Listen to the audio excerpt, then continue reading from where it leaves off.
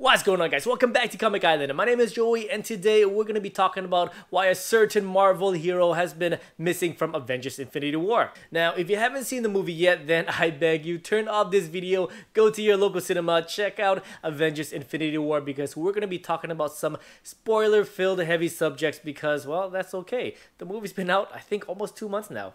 But if you've already seen the movie, then we're going to jump into some of the questions such as, where was Hawkeye in all of this? Where was Antman? And why am I so hungry? God damn, where is the food?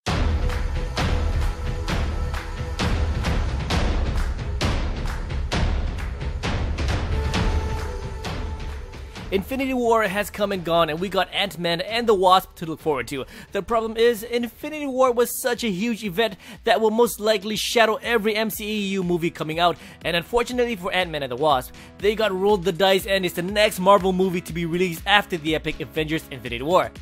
Everyone is feeling the pain at the end of Avengers 4, especially actor Chris Pratt, who portrays Star-Lord. The character became the most annoying hero following the massive movie. Meme after meme, we saw the internet take their jabs at Chris Pratt's Star-Lord, but God bless the man, even he took to social media and took a jab at himself, and we love him even more for that. But let's get back to the main subject hand. Goddamn, I love to ramble. Anyway, after finishing the movie, we fans are left with even more questions than answers, such as what happens now when Thanos snaps his fingers and left the world in shambles? Is Gamora dead or stuck in the Soul World? Whatever happened to Hawkeye? Where is Captain Marvel in all of this? And what am I gonna have for dinner? And most importantly of all, where is Ant-Man and why was he missing from Avengers Infinity War? Well, to answer what you were all thinking of, well, I'll be texting my wife and to make sure that she knows I'm hungry because, yeah, I can't cook. Alright, no, jokes aside, let's take a closer look at why Ant-Man was not in the Infinity War movie and what he might have been up to from the clues in the Antman and the Wasp trailer. Now, if you haven't seen the trailer yet, then, well, I gotta assume that you've been holding your teddy bear in a fetal position following the viewing of Infinity War. But it's a new day, so put that teddy away and check out the trailer. If you have seen the trailer, then, well, let's continue. Speaking to Collider.com, director Peyton Reed, who also directed the first Ant-Man, had this to say about the upcoming film.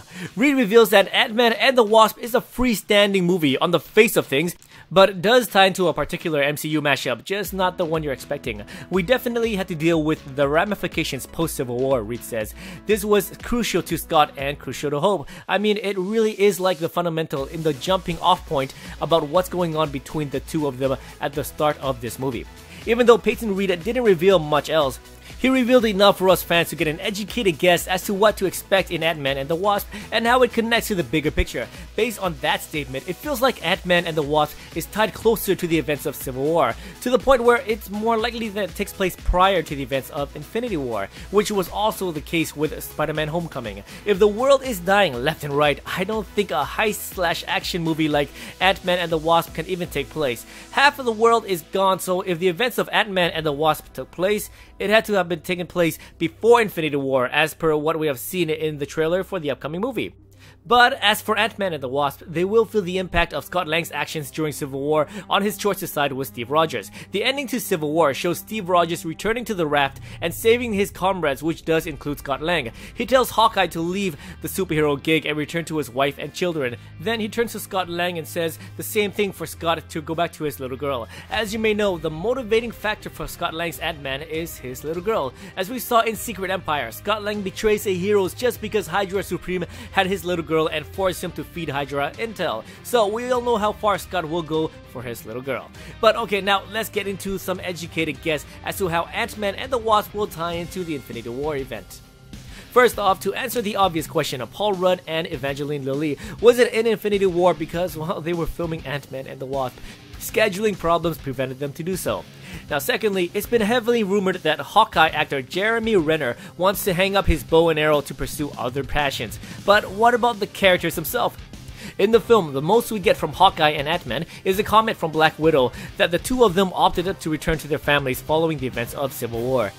Did Hawkeye, Ant-Man, and the Wasp disintegrate into the abyss of nothingness? Well, when you are watching Ant-Man and the Wasp, remember to stick around for 2 end credit scenes. Screenings for the movie has already come out, and the reception has been, well, good. Tweets have come out, and one person said that fans cannot afford to miss the end credit scene. If this statement has anything to do with Infinity War, which I think it might, My guess is that the events of Antman and the Wasp will take place, and then time will go by. Then we'll get the end credits scene showing our heroes in a world post-Infinity War. Maybe Antman disintegrates, maybe it will be the Wasp, or maybe they will both survive, who knows. We know that Antman and the Wasp will explore the quantum realm as our heroes go super small to rescue Hope's mother, Janet Van Dyne, the original Wasp, who was stuck there prior to the events of Antman number 1. So maybe the events of Infinity War took place while our heroes were in the quantum realm, and when they emerge, they come back to a world post-Infinity War. There is also a far-fetched theory stating that the people disintegrating from Thanos' finger snap were transported into the quantum realm.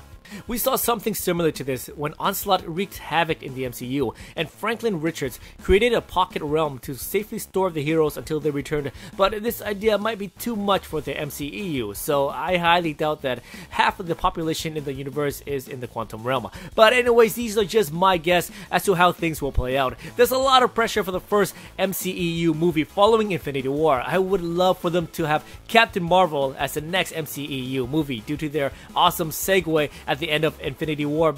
But is that asking for too much? Let me know in the comments below. Thank you so much for watching, and if you want to support us, I recommend checking our Patreon page. The link will be in the description below. Thanks again, and if you enjoyed this video, please like, subscribe, and I'll see you guys next time in another Comic Island video.